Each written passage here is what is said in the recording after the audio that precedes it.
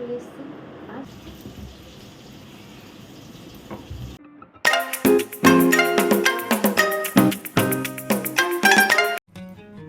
নমস্কার সবাইকে, আমি পিকু।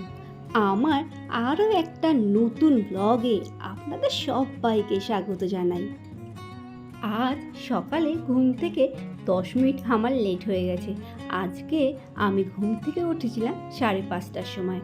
5:30টার সময় উঠে একটাই টেনশান থাকে যে কী টিফিন বানাবো। তারপরে ঘরেতে আলু ছিল, অনেক দিন এই টিফিনটা দেওয়া হয় না।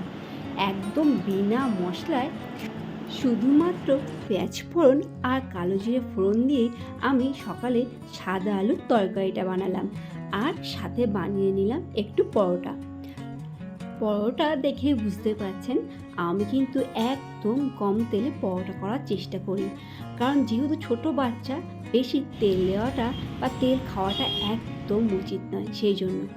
আর রিওকে স্কুলে দিয়ে এসে আমি কিন্তু সকালের জলখাবারটা সেরে নিলাম। দেখুন, আজ সকালের জলখাবারে আমার ছিল সেই পরোটা, সাদা আলুর তরকারি আর একটু আম কিনেছিলাম, সেই আম।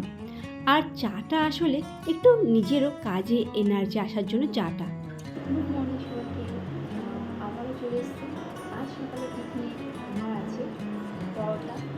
প্রথমেই বলবো 1 কাপ লিটার চা, পরোটা আছে, আলু তরকারি করেছিলাম, আর আছে আম। আমটা বেশ ভালোই পেয়েছি, সেই জন্য নিয়ে চলে এসেছি। চাটা আমি এখনও খাবো না, আমি পরে খাবো, তো সেই জন্য একটু রেখে দিচ্ছি। আর এখন একটু গরম আছে, আমি বেশি গরম কিছু খেতে পারি না, তো সেই জন্য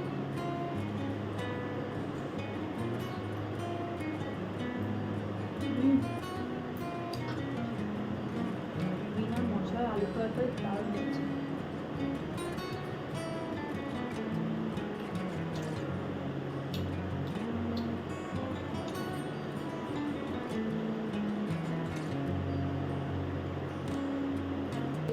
স্কুলের সেম টিফিন আলুর তরকারির পরোটা দেখিয়েছি মনে হয়, যাই হোক দেখিয়েছি।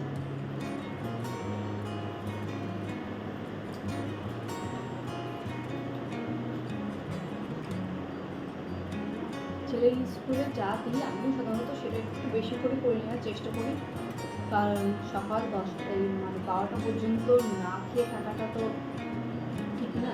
আবার এসে কী বানাবো নিজের জন্য আলাদা করে, তো সেই জন্য সবসময় আমি চেষ্টা করি ছেলের স্কুলের টিফিনে যেটা দিই সেটা একটু বেশি করে করলে আমার সকালের টিফিনটা হয়ে যায়। ঘরের নিত্যদিনের কাজ ছেড়ে নিয়ে আমি পুজোতে বসে গেলাম।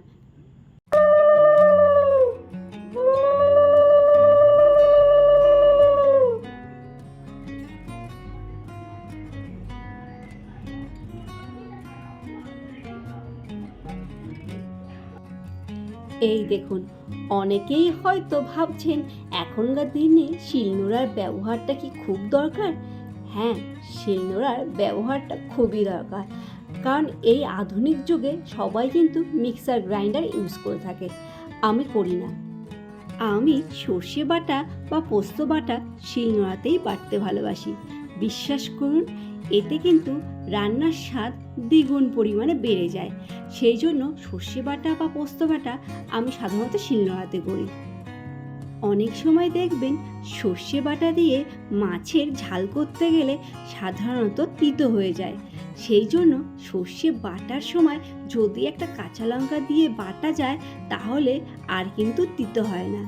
আমিও সর্ষে বাটার সময় একটু কাঁচা লঙ্কা দিয়ে দিয়েছিলাম।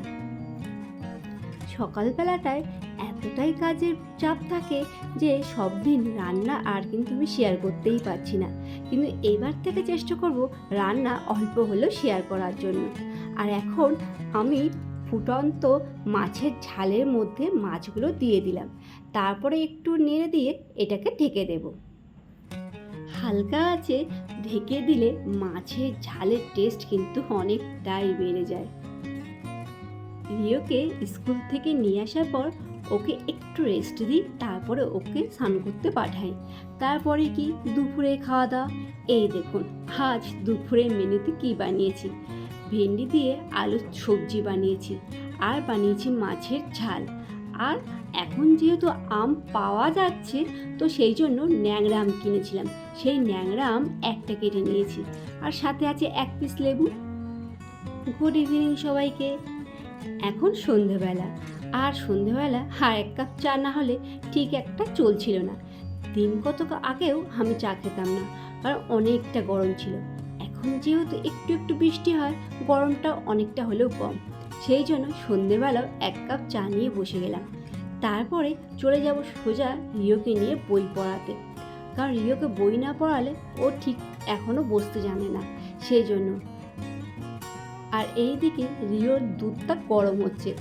আজ দুপুরবেলায় দুধটা কিনে এনেছিলাম স্কুল থেকে আসার পথে।